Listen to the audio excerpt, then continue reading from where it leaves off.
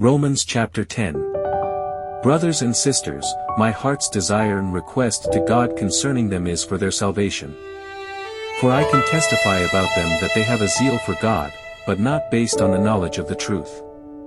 Since they are disregarding the righteousness that comes from God and are seeking to establish their own righteousness, they have not submitted to the righteousness of God.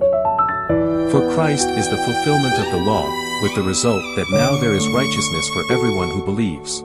For Moses writes about the righteousness that is based on the law, the person who does these commandments will live by them. But the righteousness that is based on trust speaks in this way, do not say in your heart, who will ascend into heaven, that is, in order to bring Christ down, or, who will descend into the abyss, that is, in order to bring Christ up from among the dead. On the contrary, what does it say?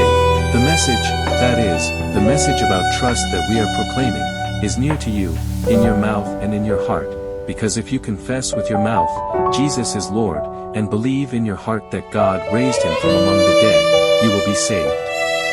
For a person believes with their heart, resulting in righteousness, and a person confesses with the mouth, resulting in salvation.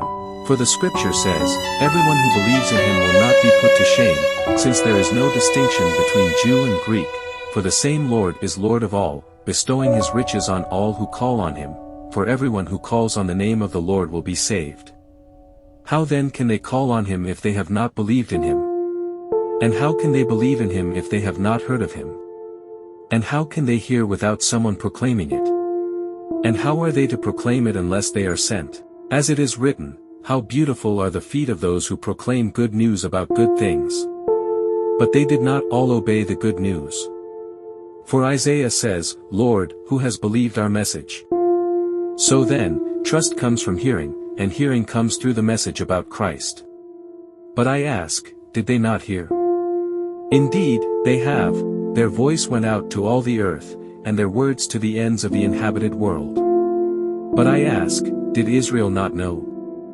First, Moses says, I will make you jealous by those who are not a nation, I will make you angry by a nation that lacks understanding. And Isaiah is so bold as to say, I was found by those who were not seeking me. I have revealed myself to those who were not asking for me. But about Israel he says, all day long I have held out my hands to a disobedient and argumentative people.